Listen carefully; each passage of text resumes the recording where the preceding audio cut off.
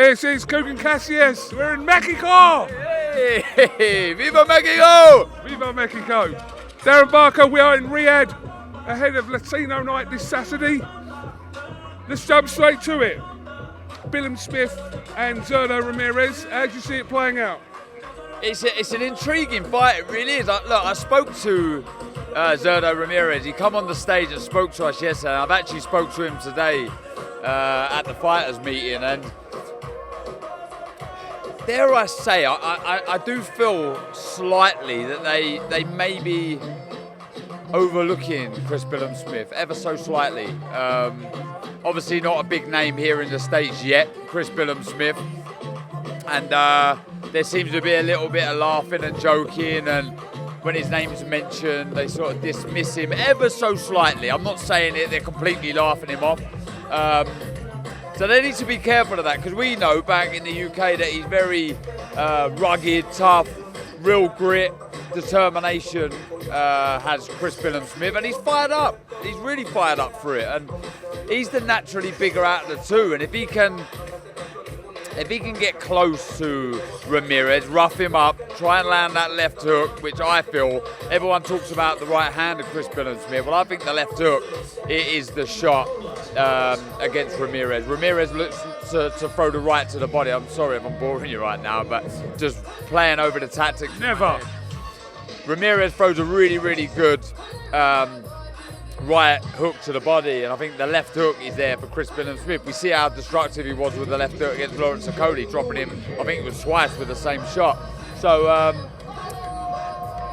my issue though for Chris Billam-Smith is the elusiveness and the hand speed and the foot speed of Ramirez. Will he be able to close that gap? Will he be able to pin Ramirez down to land the big shots? That's the issue for me. You're swaying towards Billam-Smith. No. To be honest, it's a very close fight for me.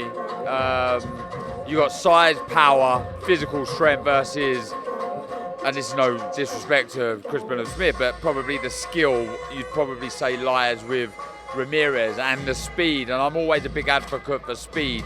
That elevates you to another level, and that's one thing we have seen against Guillemarian with Ramirez. He's brought that speed up through super middle, light heavy, and now cruiser. So, look, gun to head, I'd probably just lean towards Ramirez. But I would be far from shocked if Chris Billam-Smith was to win this fight.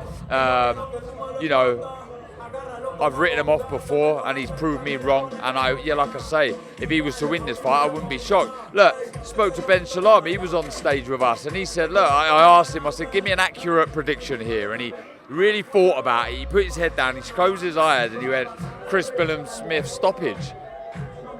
Mate, he takes a hell of a shot, Chris Billam-Smith. Like, the more I'm talking now, the more I'm thinking Chris Billam-Smith could win. Look, it's a brilliant fight. It really is. Not long to find out. Riyadh, Latino night this Saturday. But before that, Friday, Jake Paul, Mike Tyson. First of all, I want to ask you, like you and many other Brits were probably thinking, what the fuck was Tony Bellew doing there? Obviously, it's a little skit he done with Paddy Power, so fair enough. I mean, what was funny was Ariel Helwani weren't sure if it was Darren Till or Tony Bellew, and Bellew was going, it's me, Ariel, in his accent. What did you make of all that? Do you know what though? As I was watching it, I was listening to Ariel, and Ariel saying, is that Tony Bellew? And I was thinking, is that Tony Bellew? It sounds like him, but surely Tony isn't in Dallas for Jake Paul, Mike Tyson. Surely he's not there. You know, he's doing so much, Tony. He's here, there, and everywhere, flying around like a blue-ass fly. Like, trying to get home safe to the wife and kids. Yeah. There's no way he's in Dallas, but I'm listening, thinking that is him. And when I see him, I was cracking up. I thought it was really funny, but they chucked him out. They've slung him out, yeah, and I don't think he's going to be allowed to the actual fight. But anyway, look, Tony's a legend. I love Tony, I really do, and he makes me laugh so much. The fight itself, though, look, there's loads of questions that could be answered, but I think the big one is, if I'm 58 years old and I have that great legacy, but someone's going to offer me ridiculous amounts of money to fight a YouTuber, it would be very hard to say no, wouldn't it? So I think Mike Tyson's within his right to pick and choose what he wants to do. Who wins this though? Because a lot of people are swaying towards Jake Paul on the argument that he's less than half of Tyson's age, and it doesn't matter who you were, Father Time catches up with everyone.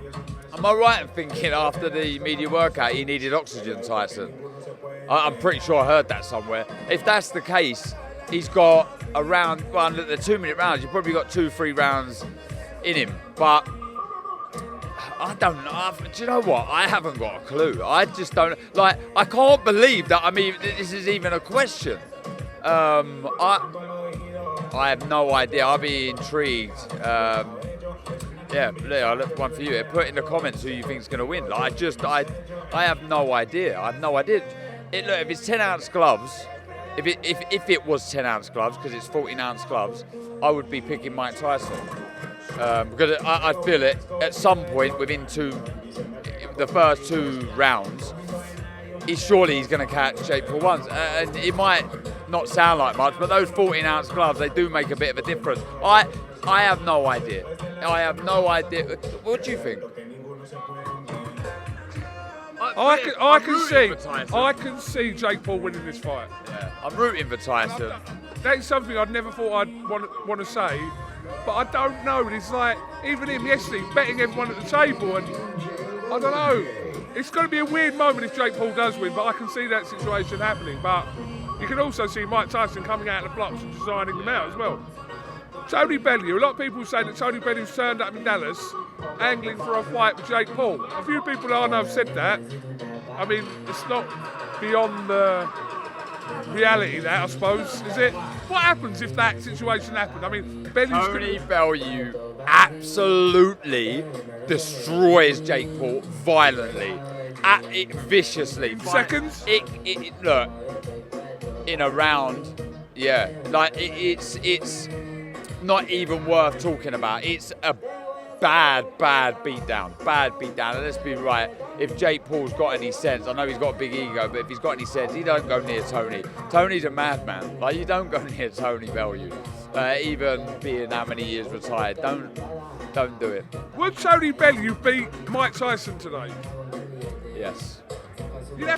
Look, if people are contemplating whether Jake Paul would, Tony Bellew, yes. And Tony Bellew's, again, what's the difference in age there? Bellew's 40, there's 23 years difference. These are mad questions though, like they're ridiculous. But the man's 58 years old, like it's madness. But on the flip side, he's Mike Tyson. He's this Mike Tyson that's not drinking, not doing drugs, in good shape. It's ludicrous. I can't even, it's hard to digest, but here we are talking about it. Here we are in Riyadh talking about Mike Tyson and Jake Paul in Dallas off the back of Tony Bellew turning up with a granddad. I mean, you can't make it up. Yeah, boxing. When you think you've seen it all, that happens. Darren Barker, thank you very much. Talk to iFLTV. Do you think you could help us get Gabe on here for 5 minutes? Is he up there? Yeah, he's here somewhere. He's floating about. We just had tacos together. That was an experience.